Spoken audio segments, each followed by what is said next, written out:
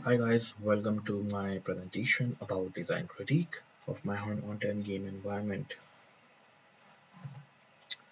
Table of content. I will be starting my presentation with a swift introduction to my master thesis.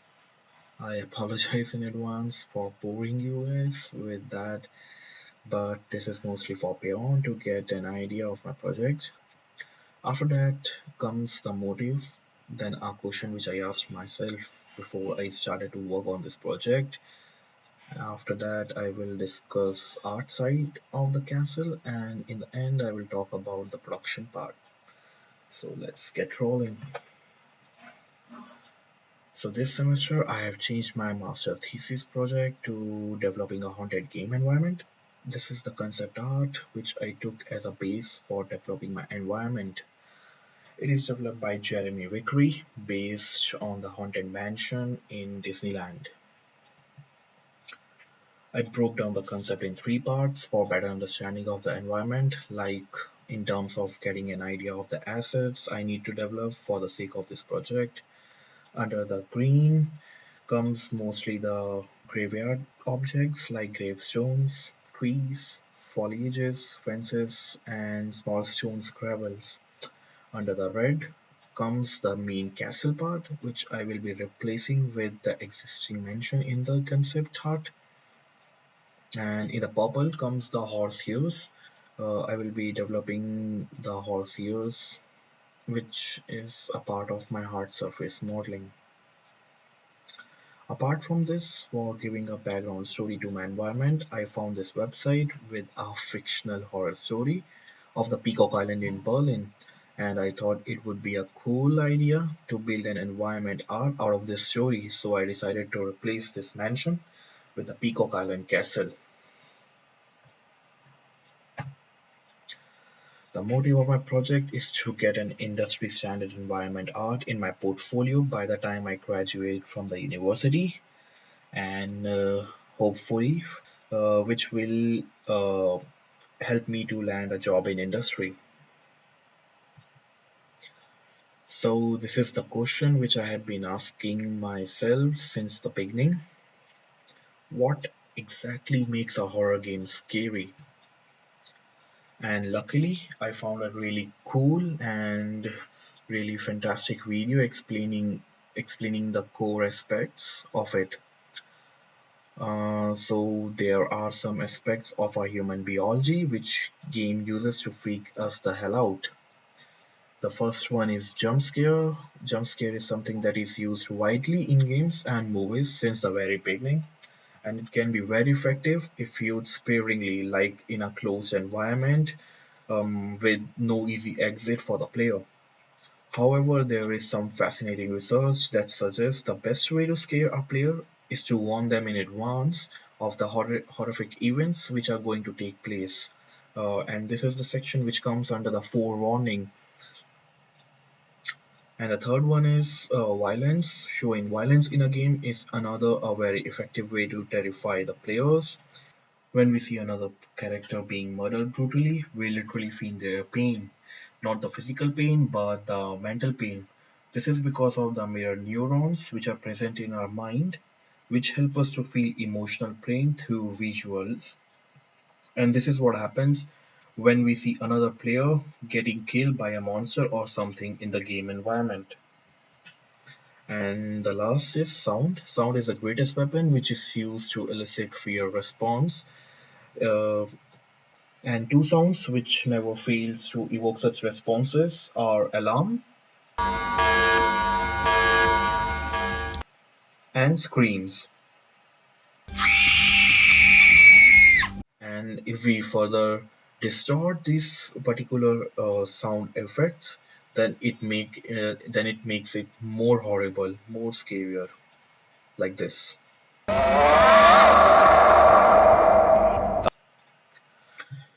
For better understanding about the traits of environment, I took three random horror survival games to study their environment art. During the research, I found some common similarities in all the games, and these are some of them. The first is the lighting. Lighting is something used very systematically in Alien Isolation. These are the screenshots from the gameplay of Alien Isolation, and it is quite clear how the game environment are lightened up using a mixture of cool and warm lights in various sections of the environments. This kind of lighting is setting the overall mood of the game. And same can be found out in Resident Evil 7. In this image, the bulb is emitting warm light, and from the window in front of the player, cool moonlight is entering the scene. These are just some of the examples which I added in the presentation. The next sort of lighting which is dominating as well as sets the mood is volumetric lights. Volumetric lights are found in most of the horror survival games as well as movies. Um, it it also allows the viewer to see beams of light shining through the environment. Seeing light source streaming through an open window is an example of volumetric light, as you can see in both the pics above. The light is entering from the window and causing that volumetric effect. Same kind of effect was found in Resident Evil 7 too. This is a shot from the trailer when the character enters the kitchen area. This is example of very dim lights used in some parts of the game environment. The scene is only illuminated by a key light which is on the table lamp in this scenario. This was just another example of dim light environment where I was trying to find the light source actually. This is also from the game Resident Evil 7. And then comes the objects. After lights, the second thing in common was different type of unpleasing objects placed in the environment as per the requirement of the scene, such as dead bodies hanging around, various broken skeletons, dead bodies wrapped in blood lying on the floor. This is a shot from the trailer of Resident Evil, which looks like a butcher shop to me, with dead bodies hanging upside down. This is another scene where the player character pulls out the right hand from a girl's skeleton. The trailer ends with a shot of a baby skeleton, as you can see in this image. So these are some of the scary, unwelcoming objects, I guess, which most of the games uses to create a sense of fear in the characters in the player's mind. And the last thing which I found similar was that the environment were badly broken from walls to floor tiles and windows. No matter which game is it, things are always smashed. Like in this scene, the wall's upper layer is gone. Something similar was found in Alien Isolation as well. And this is the scene from Outlast. Uh, you can see that there are broken windows, broken tiles, a lot of broken objects in the environment. While I was watching the trailer, inspired from the narrative of Outlast shown in the trailer, I actually bought the game yesterday and I added it to my pile of junk. Apart from all this, there was a major similarity in all the games I checked out, and it was the closed environments. Every game, whether it was Outlast, Resident Evil, or Alien Isolation, the most of the gameplay took place inside a closed environment. Like for Resident Evil and Outlast, it is a mansion or an abandoned laboratory or a space station in Alien Isolation. Now I will be talking about the history and the art style of the castle, which is located in Peacock Island. In late 17th century, the island was known as the Rabbit Island because a rabbit breeding station was set up by Frederick William I of Brandenburg. After the Elector's death in 1688, This place was destroyed by a massive explosion in 1689, and it remained closed for the next 100 years after that incident. In 1793, Frederick William II acquired the island and built the Fauninzel Castle for himself and his mistress in a Gothic revival architectural style, along with a dairy which was also built with the same architectural style. Apart from this, a English garden was created to enhance its beauty. Gothic revival is an architectural movement that began in the late 1740s in England, and Gothic revival draws features from the original Gothic style, including decorative patterns, finials, lancet windows, hood molds, and level tops. These are the characteristics of Gothic revival architecture. These are the two very well-known examples of this type of architectural style. The first one is Tower Bridge in London, and the second one is Hungarian Parliament in Budapest, Hungary. I was so amazed to find out that the Chhatrapati Shivaji terminus, which is in Mumbai, India, also resembles the same particular architectural style. It is said that it is a mixture of Hindu Gothic culture. I completely forgot to talk about the great legendary architecture who gave the magnificent look to Peacock Island, which we all admire today. And I thought it would be cruel if I don't talk about him at all. So here it is. Peter Joseph Lenné was born in Bonn. He created hundreds of stunning gardens between Berlin and Potsdam and beyond. Lenné made his mark on World Heritage sites like Peacock Island near the Havel City in Berlin.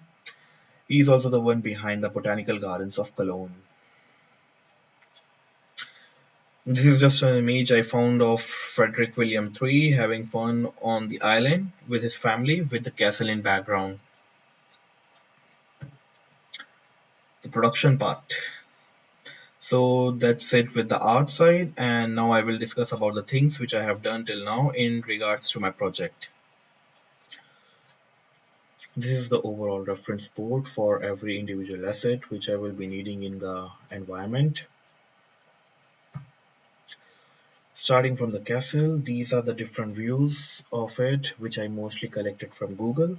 But for building the actual realistic model, I will be needing many other different views for better understanding of the structure. That's why I will be visiting the place by the last week of July. I also heard from one of my colleague in Berlin that the Peacock Island is closed for renovation. In that case, I will be using Google's 360 images. Another thing which I am struggling these days to find out is the floor plan of the castle. Is there any website I can refer to uh, to get these type of things? If any one of you have any idea regarding it, please let me know. The most important part of my environment after castle is horse hills. I have put a lot of time to get some old century hills example these days. I will show you that in the next slide, but before that, uh, I will be building the basic model of hers using these particular references as I found different views of it. This is a particular hearse which is placed in front of the Haunted Mansion in Disneyland. So yeah, it was a good inspiration for me. So the history of hearse, a bier was the first type of carrying device used to move remains, made up of flat wooden forms. Beer are still used today but are made of aluminium and have wheels for ease of movement. Also known as the church truck these days, it is used to move the casket to and from the church. On the left, you can see one of the ancients' bier, which was used to carry the dead bodies, and on the right is the bier with Pope John Paul. And as I went deep into the topic, I found the material references of for the hearse, uh, and it was the mahogany wood. Hearses were usually crafted from mahogany wood. Mahogany is a straight-grained reddish-brown timber of three tropical hardwood species of the genus Withenia. After spending some time, I found a desired look for my house, and for getting some real life references, I am planning to visit the Museum of Funeral Carriages, which is in Barcelona. But I'm really not sure how will I manage due to the COVID. So let's see how things roll out. So this is the kind of house, this is the kind of detail which I am looking forward to in my environment. Coming to the vegetation part, I started with the basic research on trees mostly found in Peacock Island. I wanted to find out the real dimension of the trees and its trunk diameter initially because it's very important for me to get the real world dimension of the trees. And I got lucky, and I found almost every single detail of it. The first one is the European beech. European beech is also known as the common beech. Uh, it is a it is a deciduous tree belonging to the beech family. European beech comes under the tall trees with a prox height of 82 to 115 feet and up to a diameter of the trunk 5 feet. It has a typical lifespan of 150 to 200 years, though sometimes up to 300 years. There are some. These are some of the references I put it together. I'm really excited to work and developing these in 3D. If possible, I will also try out photogrammetry. The leaves of the trees are 5 to 10 centimeter long and 3 to 7 centimeter broad. These are the very minute details which actually matters a lot while developing a real life tree. And the second tree is English oak, also known as the European oak. It is a species of flowering plant in the beech and oak family. It is mostly native to the European west of Caucasus. It also comes under the deciduous tree, so his leaves also turn down in autumn. The tree size is around 80 to 115 feet, and the trunk diameter is 3 to 5 feet.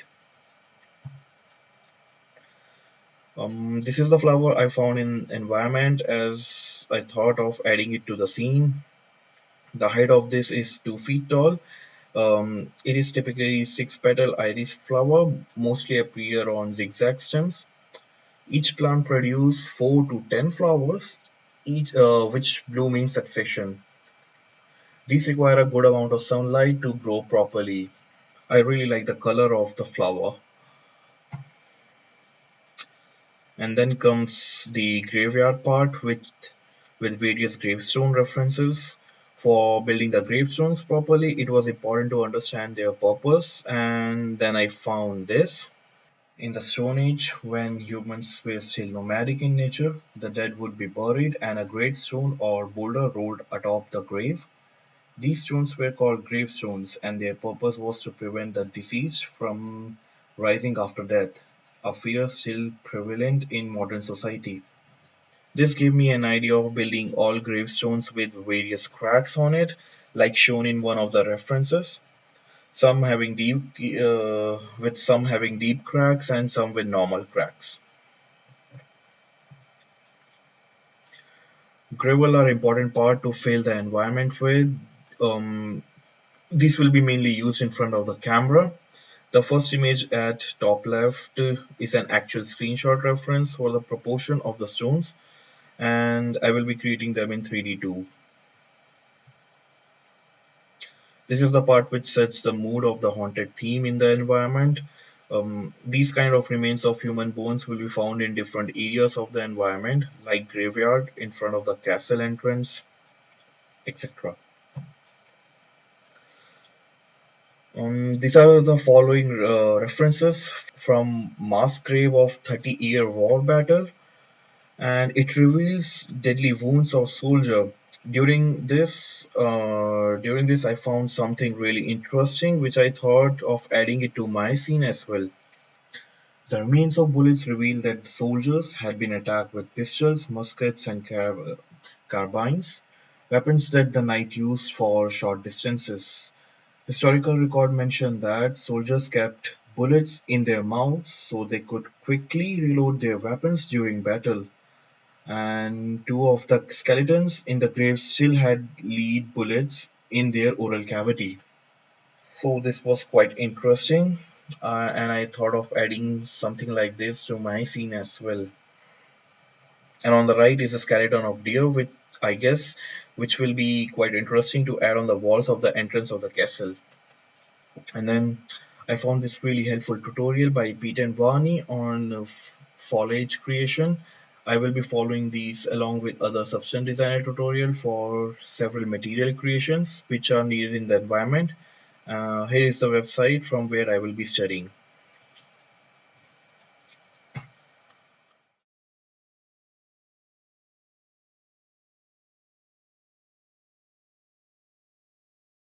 So what are the next steps of my project?